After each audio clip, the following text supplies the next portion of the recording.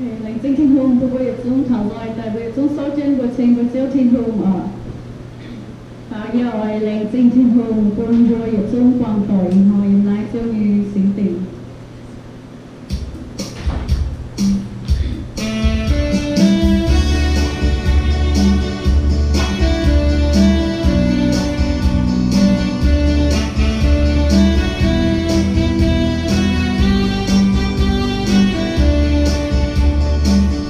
Hãy subscribe cho kênh Ghiền Mì Gõ để không bỏ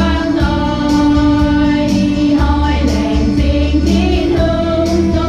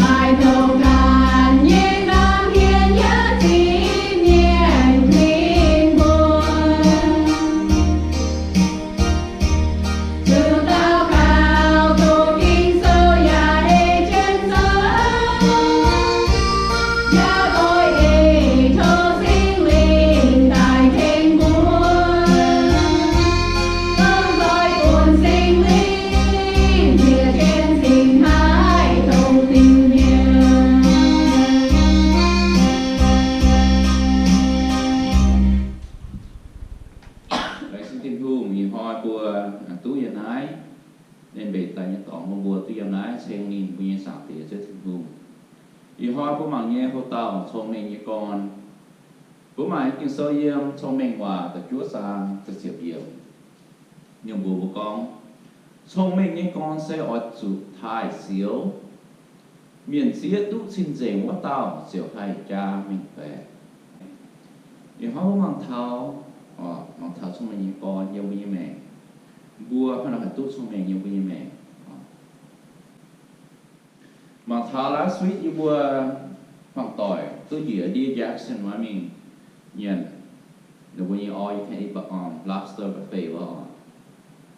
mình sang hồ cũng đâu cháu mình ai sức chó đà nó có vừa miền cả sắp tệ làm số là nua cầu há tệ dù mình đĩa này nếu chúng mình nếu chúng xếp như mình với chủ sáng trong hồ thì mình rõ ràng thiết kế bao nhiêu vừa có hạ mông cái tỏng cha trong sông hồ cái tỏng như kiểu như vậy mình bảo với số bài mình rồi kéo mình làm chút là cũng căn biệt nếu mình thằng đĩa cái món tô mình sửa mình các bạn mình sẽ là thi cái tỏng ở trong thầu mình nhà hàng cái tỏng so nó nói như cá như mình cái mình như trong hồ nếu chúng xếp như mình lọc cái speed mà chia tệ nuôi như speed trong hồ chia tệ cái tham tệ đồ cái hàng tệ sáng cái mình chỉ muốn mang cái cho hết mình mang chỗ đào mình có một vật tấm nhuận nào vô tình gì vô tuần gì dùng mình ở cái tuần gì nếu như cháu mà ta phải chơi là về nó muốn về nó làm ní tôm miên vô mình mặc hồ ở liền emยังsaoตลาดละหายมันเสียตลาดละหายอันเดียนี่ต้องยังบัวน้ำบัวมันก็มาตอกเจ้านะมาหลอกกว่านั่งตลอดอยู่บัวนะไม่กุ้งหูแค่ตำรวจน้องมีก็ไม่ปล่อยให้ตำรวจน้องไม่เห็นนะว่าน้องเถียงทำไมนะน้องเถียงไหมอ่ะไม่เชื่อใจว่าน้องเถียงไหมอ่ะตำรวจน้องจะเถียงไหมอ่ะถ้าน้องต้องช่วยมีสุดที่โยเองสาวที่หลักมีเนี่ยเจ้าเสียที่มีสาวที่มีมันเสียที่มีไม่มีก้อนนี่สเก็บปะตาตำรวจเนาะnhững bậc tao tấn luật tài ở đây đi hiểu tấn những bậc bèn tấn luật những bậc tấn luật này hiểu tao tấn luật mà thiền như tôi nhà tấn luật con như thiền là sự nhú mày ở đồng thiền nhú mà tại như thiền tôi mày phải thọ lập chế tấn luật con niệm thiền tôi nhà nè ở đây đi nào cả tập chế mày cấm gì vậy mày hiểu như thiền mày có phải có quả này mày cấm gì vậy nếuจะcó chuyện tôi sợ mày biết tôi mình có quả đi không sợ nó vô phải tỏi nhỉ mày cấm gì vậy cấm gì xót mấy tập chuyện nhiều cấm gì mà là với sự như tâm niệm của bùi phải ý chấm chút nó ý hiểu mình lọ mà yêu của mày mà thiệt tôi gì ở đây nó nổi này cả tập chuyện mới chấm chút rồi chấm vào xuống ý chấm số mày thì nhẫn nhẹ thì giờ có cháu ý sao cơ nào là sao cái tờ lạnh này như hệ hàng nước nhỉ giống hay nhất hàng có thể nhất đấy hàng của nó chúng ta chuyến tâm nửa sáng nó ta thiện là vừa hay vừa bây cái mình đi mình nhà lobster mình nhà hàng này mình đi phố nhà hàng là này mình nhà hàng này nhà lobster này chúng ta tâm nửa nhớ ta chơi tâm nửa này vốn mà quẩn tệ vốn mà nồng tệ vừa sử dụng nhớ speed time có nó quẩn vừa nào vì chúng tôi có là vừa tập một thiết kế vừa và quan nó có phun cho hay phun ta giật tao na với ta yếu á với ta tiết kiệm na với yếu á cũng học muốn học quần của mình nó xong na với chụp muốn ngoan ngoãn với một speed mấy nó không một cái tài với chỉ làm tiếng nọ với chỉ làm để ta không so với tiết kiệm nhỏ không là nọ với thầy tôi nghĩ tao nổi thì xuống tao nổi phải ham nha có giờ nó tập buông phải ra và tao nổi sẽ tao nổi nó có bao nhiêu stay giờ nó sẽ đi và tao nổi sẽ tao nổi đủ hợp tôi ta thiện của bà mà lộn nghe thiền vừa và mà lộn nghe gió vừa thì một cái gió tổng này sao vừa một cái mong này sao vừa nó có thiết kế vừa nó gió vừa nó sẽ mãi nhung hay thiền cái vừa và hay thiền cái vừa dùng như này. The benefit of fearing God is that it helps us to avoid evil. Okay. If we fear God, we will avoid evil things and we will also hate evil things in our life. In our walk with God, if we fear our God, it will help us avoid the crooked road, the bad road, the road of sin. We will avoid all those evil things that sin has set us on the side of the road to tempt us. We will avoid that road. We will hate that road. We don't want to have anything to do with that place. Thiện tới bùa bùa hà tú, bùa hà lộ, bùa có bùa thai của sản tiết cho thiên vùng, bùa thông minh hay mà tham chất vào, bùa như thông minh như con, có bùa thai của sản tiết cho thiên vùng này, có bùa thai của sản tiết cho thiên vùng bùa cầm diều bùa diều, bùa chủ cũng sợ hay, mà sao vậy cháu, bùa mà ngoài bên có quả sắm như miệng, bố mọi bé mình so vải cháu cháu miền mình so vải cháu yêu quý mẹ sẽ có bố mọi so vải cháu nó và tung vải cháu là có súng mọi yêu mọi tôi có mà hú với tao một súng mọi sao có mà hú một xíu nha bố số số thắm giàu cháu bố súng mọi cho cháu yêu quý mẹ. If we don't fear God, we won't hate evil. We don't care about God if we don't fear God. We don't care about the judgment of God. We don't care about His judgment if we don't fear Him. And what do? We embrace evil. We embrace temptation. Và có bốn thai trên hùng, bốn cấm chỉ tình hùng chết nhiều bao nhiêu mẹ, tình hùng chết bao mẹ. Hắn là bùa tình hùng nó song khăn bùa mẹ. Bốn cuốn thảo nín, có nín tình suy là phá được bao nhiêu. Bùa chủ cũng cấm gì nín bốn thai nín nín sâu xíu. Bùa ra sao chứ miền nó sâu suy sao, sâu suy cháu hắn. Muốn sâu sâu suy cháu. Trốn về để cháu, trốn luôn hỏi cháu bằng yêu bao nhiêu mẹ. Bố ông mình xấu nhưng bố trốn mẹ con. If I make him happy, bố yên kinh yêu, bố yên nhớ bạn họ, bố yên kêu tôi lộn. Yêu ta mình xấu mẹ. Yêu mình xấu mẹ. Yêu mình làm gì được. Bố chủ, bố tắm hạt chiếu nhưng bố yên mẹ. Mà chiếu thì bố yên bố yên nhớ. Fearing God probably will help me to avoid evil in my life. And how you say, how does that work, right? How does it work? Có một thai thiên hùng, bố thống nhìn bố sáng phía rất hùng, bố bài bố mi xíu, nhìn ra sầu bố mi xíu, bố cầm dìa đi, hãng bố cầm dìa bố tâm miền nào, bố cầm dìa bố tâm miền nào, bố cầm dìa thiên hùng, có bố cầm dìa bố tâm miền, bố thai bố tâm miền, bố mòn bố tâm miền như quả, bố tâm miền có lúc bố sụp mòn như quả, tâm miền hiểu bố muốn sầu như bố muốn sầu, tâm miền hiểu bố tâm miền ỏi nhưng bố sống miền muốn sầu thằng nào sống không thằng nào. Có một thai trên hùng, bố thống nhìn trên hùng. Hoài như cháu, bề như cháu, thầy bùa bố xính con nhà. Thầy bùa bố xính con nhà bố mỏi được mình. Hắn lại thầy bố thai trên hùng. Bố thống nhìn bố sáng tiết trên hùng. Hắn lại thầy bố mong sầu hoài như cháu. Như bên này. Bố mà nó chẳng nó bố socket nó, mà bố lại nó bố plug nó, bố thốc trên mình tiền nó họ. Đã bố chụp có đồng thốc cái tiền. Bố mà charge nha, mà power này thế, mà electricity nha, giống là socket này. Because of that power, we could charge our phone. We could have the light on in the back. We could have a TV on, right? Because of that power, we have a microwave, a refrigerator still turn on, right? Thính cái bố. Bố mà anh ta dùng này, mà anh ta tổ bằng cái tiền này. Và bố tắt cho bố nhà sau một bác cho xếp cho bố nhà plug nó hỏi bố nhà phần gai bố nhà cho tôi phần khai mại power tài bố hai xếp cho bố nhà tổ nó cả hai gã này tổ xuất tổ tài bố TV cũng rất dễ ở hay thỉnh từ bùa bấm tay power này mà tế hay thỉnh từ bùa như mẹ bố như mẹ có tu lộ hay thỉnh bố nhà mẹ có tu lộ bố cập biệt bố mẹ bố tức về vì đó bố tức tâm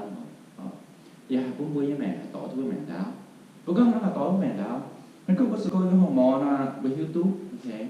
bố mà hot nó đây rồi thầy cháu nó họ mà tiền nó sẽ cái dùng con bố với cái mò nó cho hàng này đồ của mặc cái bố nhà bố dư bằng cái bố giảm thì cho nó thì bố như mẹ họ có mà là doctor nurse nó bố mà là tầm mặc là cái bố nhà bố dư tổ và xếp là phải giảm hàng phải ấy là phải bố như thứ thầy cháu họ nó sẽ nói chuyện với bố mẹ có bố dám kéo một số là hạng sang bộ thế một số là hạng sang bộ nó dù cả lại cả ai cả quá cả nhẹ cả ôn hay nhẹ có but what would happen if we were to plug that socket right what happened at the very least okay it would burn your finger it would shock your finger shock your hand right or your hair could stick up and get burned right but also it might stop our heart too if you do that. Depends how strong your socket power is, right? Có bây giờ theo một số chẳng hạn, nhưng mà do bây giờ nó rụt đi, với thốt biển nó rụt bớt đi, thốt biển nó socket đi, nó tiền tổ mà không. What will happen, right? What the hell? tiền chót vốn họ hay cứ bía nó phải bao nhiêu có ai hết nó bao nhiêu bía nó chia rồi nó hiện nó chia rồi phải bơn cũng nhỏ họ phải có hết nó xuống rồi lại hết cái trả nó xuống hay chót vốn tại rồi vốn mà giữ tại vốn mà xuống tại họ vốn xuống hay phòng sụp thế nào dương vốn nổ ok dương vốn nổ dương vui mẹ nổ ta thế vui mẹ phải nổ ta tại vui mẹ phải the power lộn nghe vậy xíu như vậy vui mẹ có bữa lộn mình lộn vui người ta cứ lộn bữa nào mình xíu vui người ta xíu in that war socket there is power and that power can bring us life or it can bring us death if we are wise and have a proper fear for that power it will add years to our life it will bring pressure to our life make our life easier. Không hay không how not. When we fear God, we will realize there are certain things God hates. God hates something we don't want to go there. Có một cái thai với sang tiệt sự. Bố cái bé này nhẹ, bố cái thông nhị xíu. Bố hiu tụ hay nhung với sang tiệt sự. Để mọi nhưng bố biểu với gì nó biểu với con pháp. Yêu bây giờ mẹ bây giờ tôi mua sản tiền cho tôi mọi gì với mẹ hắn có bây giờ tôi sản tiền cho tôi mọi những bữa xuống nản thảo bữa nhập dọc thảo bữa nhập minh thảo nhập nít thảo cùng đào mặn thảo cùng đào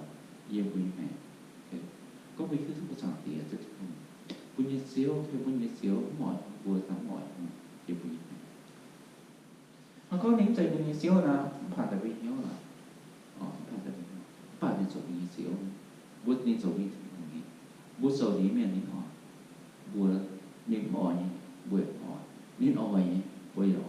你做你不做，你做你不做你做。We don't want to do that because if God hates something, that's good enough for me. Muốn hoa sợ mà, vì hiếu trước thì muốn hỏi. That's good enough. If we fear God, we will build a wall with those evil things in us. Everything on that side of the wall is bad stuff. We don't go there. Có một thai có sản tiền chứ không? Bữa thủ mình cũng chưa được. Bữa liệp như là pháo tài. Bữa liệp nó mua pháo tài, liệp chứ bùa. Kẻ chứ bùa thanh đủ kẻ chứ. Bùa sáu mẹ bùa tùng hắn nhu sầu cũng bùa như hiếu hay lấy cô thị bùa tùng hắn nhu hát sầu cũng như hám lấy cô thị bùa tùng hắn nhu hát sầu cũng bùa phiết bùa tùng hắn nhu hát sầu cũng như xem phim hạt đó phải lụt tùng hắn nhu hát sầu cũng chụp bao hay lót phải lụt tùng hắn nhu hát sầu cũng chụp bao miệng hai mai hiếu nào hiếu lụt nó làm khẩu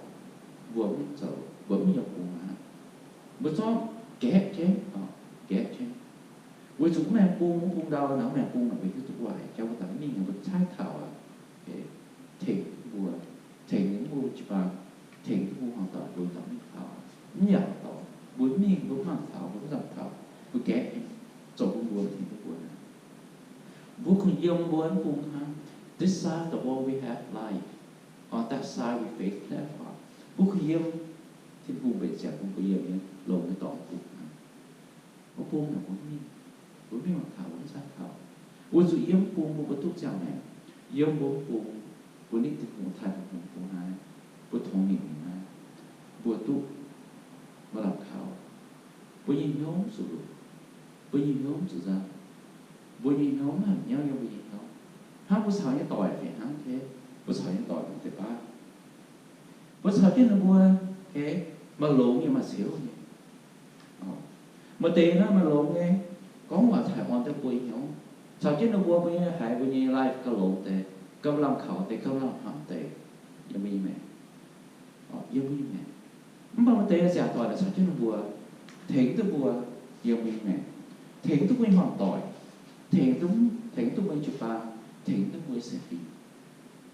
mà tệ phá giả tội này sao chúng vừa nên sao chúng vừa này đúng cũng sao vừa lộ này mà vừa hát bằng cả và ra bằng cả bữa sau chứ nó bùa này số bùa cầu mà làm khẩu giống chụp bạc phải và số bùa mỏi mà làm khẩu giống chụp bạc và bữa sau chứ nó bùa cầu nít bữa thì bùa phải phải bữa cao lây cô thì tụi phải bữa sao chứ nó bùa cho bữa bùa như sẽ phim cọ hồ như thì cũng phải còn nít thì cũng phải và cho bữa bùa mới làm khẩu như thì cũng cho bữa bùa có ô bữa sẽ thì cũng là hại lùn co mới làm khẩu co yếm hại giúp bẻ yếm mình lọc bẻ mình phải bùa cho mặc cả bữa sẽ cha cả bữa nhiễm con là giả tỏi bữa nhiễm lại nó bữa sáu bữa nhiễm thì cháu bữa sáu nó bữa sáu quay miệng phải sáu phát tế miệng phải yêu vi mẹ này bố sửa ra mà ở sửa ra mà sửa ra mà bố sao nó bùa nếu bùa chúng ta thấy cái bùa như xem phim bố sao nó bùa nếu bùa họ tới bùa nó nếu bùa sao nó bùa cọ trên những nền rồi là bài cọ nít chụp vào cọ nít bùa mà làm khảo mà làm hám thế nóจะsao ta trộn cho nó trộn mình nó lùi bùa như xem phim như vi mẹ như vi mẹ nó thiện tới bùa nó thiện tới bùa như mẹ. Fear of God leads us to repentance, to change our life, to change in our life. It will protect us from evil. Okay. ก็ว่าไทยว่าสักเดียจะหูว่าทองหนึ่งว่าเสียทุกหูว่าห้ามว่าสักเดียจะหูว่ากำจีว่าเสียทุกหูนะ We repent our life, okay? We change our life. Because we change and we repent our life, this will protect us from all evil. Because we will not want to do evil things. Because we repent of our sin. We repent of our wrongdoing in our life. ของเขาบัวไทยบัวเจียวบัวทองหนึ่งบัวเจียวติดหูบัวทิ้วบัวยังแม่บัวก้อยบัวยังแม่เนี่ยดูบัวโซตอบเนี่ยไฟบัวโจก็มียองบัวแม่ตรงฮักว่างต่อยฟ้าไม่ต่อยโจก็เลยโกที่หูบัวทิ้วสิ่งเนี่ยบัวชาวบัวเลยโกบัวชาวบัวเพ่งบัวตรงฮักเต็มเนี่ยสักชั่วโมงบัวโจบัวยุ่งห้องหอบต่อยคนนี้แช่โจบัวยุ่งห้องต่อยคนนี้บัวชาวบัวตรงฮักเต็มเนี่ยบัวสักชั่วโมงบัวโจบัวเยอะจุบาวโจบัวมอมเป็นโซลาบายบัวชาวบัวnhư quý mẹ họ nói thiện tới bố họ thiện tới bố sẽ uống sao làm bố bố bị nhốt chuyện là sợ phải bố hoàn tội cả hắn hoàn tội bố yếu hóa cả hắn là sao là như quý mẹ hắn nói get why như quý mẹ if we end up doing something we are not supposed to do and we fear God the way we should we will have a godly sorrow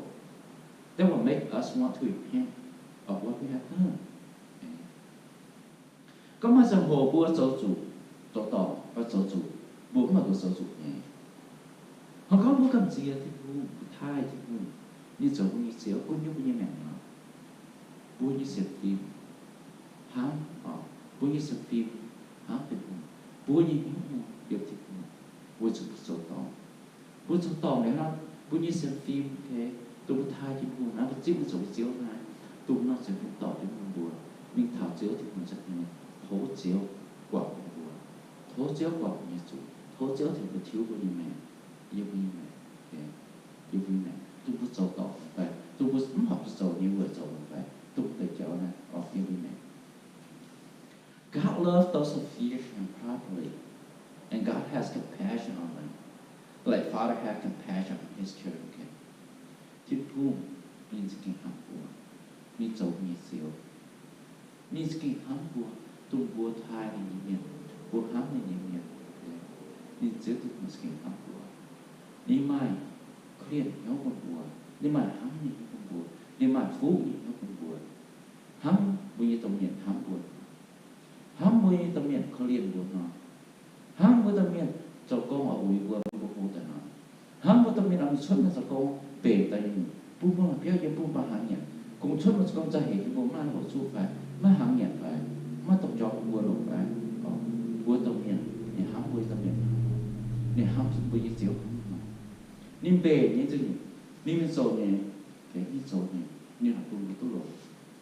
nên bùa tu lục bùa ta tao miệng bùa ta sầu té mình sầu mai vậy bùa sầu té bùa sầu cô bùa sẽ có máu trên cô sầu máu trên nhà nó bùa mà đéo yêu bùa mà hàng miệng bùa chơi mà thổ chú bùa chơi hồ ta nó chân nó tổn nhau như sao bùa chú mà nhà nó đâu bùa nhau phải một tông cha trong bùa chú mà nhà thì cái nó có biệt hả biệt hả phải bùa chú mà như thế bùa chú mình chọn để mình viên có chọn cái bùa chọn xíu bùa máu chứ có bùa chọn sao ôi những hoa để cho nó ôi những hoa độc xuất là dậy xuất á là trái xuất á họ hay những cái kèm sống cho xuất á lúc dạng luôn Giêsu khép tại Giêsu chốt gì tăng như chuyện từ sâu rồi nếu bố tu nhẹ nếu bố chút nó xìa ôi chú nó sẽ hỏi với sầu cô phải nó sẽ hỏi này tổ sâu phải nếu bố nó xìa bố số chéo một biển chéo con nông dân ta nó chút nó xìa bố tu nhẹ nó sẽ bố số tâm niệm không có một chuyện vui như tâm niệm ở với sản tiền chất mà cho cái tâm niệm nên nhập về sẽ như con bùa chúa trong một con bùa con bố ruột thành béo bố cùng mình con nọc béo con nọc tỏ bố ruột những việc thành bố tu lộ như phú God loves us and has compassion on us. Nothing else can touch us. Nothing can touch us. God will protect us just the same way that any father will protect his children. Thiên hùng hám bùa, như dầu như diệu. Bố dâm để bùa cực, bố in his arm. Bố dâm như dịch như mẹ. Bố dâm như là khó nhà khó kim bùa. Bố dâm như bùa. Mà hạt dầu như ta hỏi bùa. Mà cái số ta hỏi bố dâm như mẹ. Có một thai đối với mình. Yêu bố như mẹ. Thiên hùng hám bùa, như cầu bùa. Hám bùa ta mình cầu bùa nó. Chúng ta lộn kêu ta mình cầu bùa. Một tên tông miền nó con số tông miền làm bà nếu chúng hâm một chuyện là rất bị một chuyện là họ nghe mình làm họ mình sau đó trong đó chuyện nó xia nó kiểu dịp chuyện nếu cái mình số lắng nó làm này mình sau đó sau đó mình dẻo mình xuống theo bút thật giáo họ rất bị chuyện ngỏ hàng ngỏ ná họ mất sự nhận nó bút làm mình phải xuống con tổ mà cảm thấy chuyện tổ nào chuyện là không họ rồi hắn thảo được giáo nhưng mà tâm niệm họ cả tâm vui đây bố chúng ta như thế và vui đây tập đến phong qua học sự để cho đến phong qua hay sẽ làm họ mình cũng nhận là hiểu phải phải tổ sự con tổ của phải phong qua ngõ hàng phải ngõ hàng ngõ phải thì phụ của thầy cho phong của họ nhìn học nhìn thả nhìn cầu we don't have to fear what man can do to us and we don't have to fear the past, the present, or the future. Okay. Bố chúng ta gì à? Chúng ta gì à? Ba kê này nhau. Chúng ta gì ba kê này nha. Nếu bố nhiều cái chính phủ bố chúng ta gì là chúng ta gì là bố chủ bố mai bố chiếu chính phủ bố mai bố chiếu chính phủ thành bố tụi bố nó có vấn đề bố ba kê này nhau bằng một bố sổ như chó là bố mới làm khảo bố mới làm hỏng bố thật tại điều phải bố thằng bố như mẹ thằng tiền phải bố tấm họ phải bố tấm quy phải bố lai tấm giàu phải bố mong thằng thì cho như vui mẹ nếu bố sẽ không gì nó sẽ nó giống nó sẽ bố and we don't have to feel the past or the present okay bố sẽ không gì tôi chỉ tài cháu con là ô bố sẽ con không gì bố sẽ không gì đó vì sao con cháu pha bố như mẹ bố sẽ không gì bố sẽ không gì bố sẽ không gì có đạt được cháu bố chủ mà được xíu bố đạt thì cháu thì không về trẻ con bố mẹ chỉ tài thì cháu thì không là thành bố mẹ bố chịu chủ nhé bố tu nhé thì không về như bố mẹ câu lục bố xa cả bố mẹ 10 years ago thấy rằng đấy họ nó tỏ câu lục bố mẹ 10 years ago câu lục phải sang bố nhé sang nó xong câu lục em bố mẹ bố xa cả cả họ có bố mẹ nó 10 years ago mà cả bố cho tỏ bố lấy cô thì không tỏ bố học cho sâu bố học cho mình em tỏ bố chế ra họ cho bố cho câu lục. If we fear God the way we should, we know He is bigger than anything else in this world. Bố mà bố xíu với thai bố xíu, bố hiếu tôi bố xíu cái giật xíu cho bố, rồi tao thích mua giờ tao xíu, nhưng câu hết gì, tao xíu cún gì với mẹ cún gì. If we fear God, know this: God loves us so much that if we choose Him, He will save us from the storm in our life. God will hold us close to His side, in His arm. Because God make us His child, okay? Không có bố cầm gì ở bố thai bố thằng kia chứ, bố như còn đổ sự thằng nào? Không có bố thai bố thằng kia chứ không? Bố thống nhìn bố chết nên ta sợ bố xíu, thiên bố mình sẽ hấp bùa, như sẽ kín bùa, như sẽ chiều bùa, bố quang sự nhung khấu như bố như mẹ, như là to bố xuất tài, bố bố bố xuất quang, như to bố lăn chung bố hấp trong bố dâm như sạch nhung, cuốn chung bố như mẹ. Bố chủ bố bê đi một chuyện nữa bố bê đi một kỳ bố kê đi bê đi miệng nữa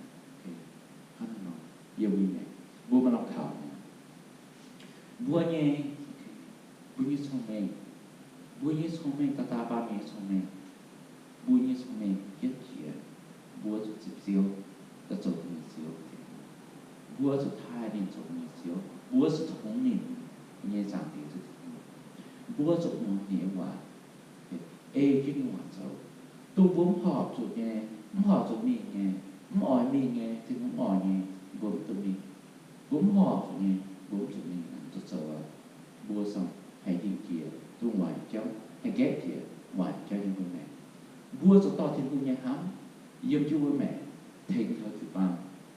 thêm theo bố mò tỏi, thêm theo bố mò tỏi, thêm chủ, thêm theo tàu, trường. Vua sẽ có vua to thiên nhà hám tại, vua chức thiên nhà hám tại, vua mình sầu về cháu như vui mẹ, vua mình có về nhà cháu như vui